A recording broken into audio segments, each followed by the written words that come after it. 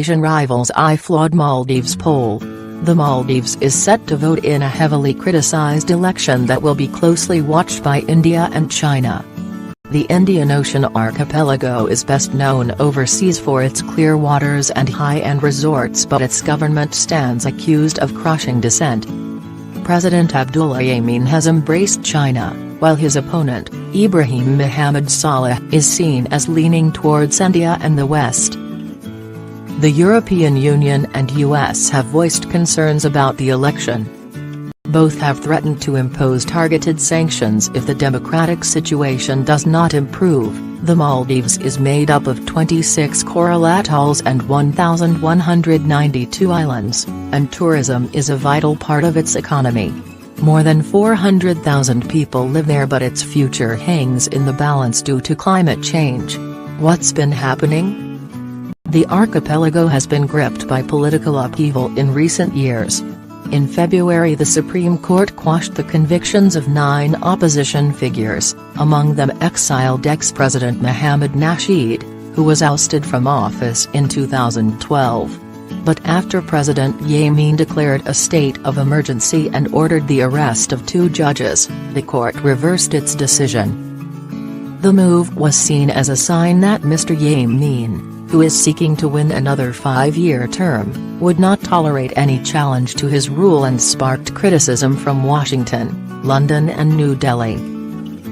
Some in India, meanwhile, called for an intervention in a small, neighbouring country once seen as firmly within its sphere of influence.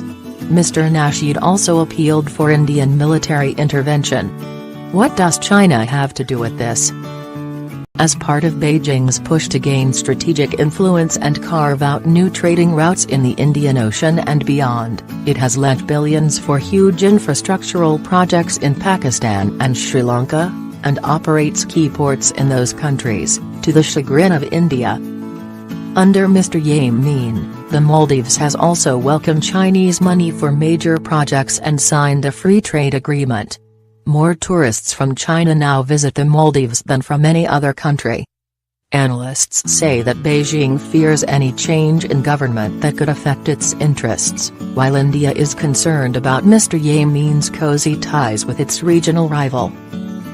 India sees it all in a very securitized sense, that here are all these Chinese-backed ports around it, said Gareth Price, a South Asia expert at the think tank Chatham House, referring to Pakistan and Sri Lanka.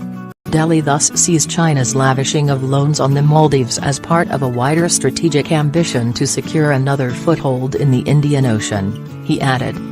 Will the election be fair? The opposition coalition says the Maldives Election Commission is working on behalf of Mr. Yameen and will not allow observers to verify individual ballot papers, which could allow massive vote counting fraud. Human Rights Watch has also criticized the actions of the government. Maldives authorities have detained critics, muzzled the media, and misused the Election Commission to obstruct opposition candidates to ensure President Yameen a victory on Election Day, said the group's Asia Associate Director Patricia Gossman. On Saturday, police officers searched the opposition Maldivian Democratic Party office in mail without a warrant, the party said. A police spokesperson confirmed the raid to the BBC, without providing further details. The commission's spokesman has said allegations of possible voter fraud don't have any basis in reality and that the vote counting process has not changed. Mr. Yameen has also shrugged off accusations of authoritarianism, saying during the campaign, "No one will come to greet me and shake my hand, if there is tyranny." But in the lead-up to the vote, his government has also been hit with fresh accusations of corruption.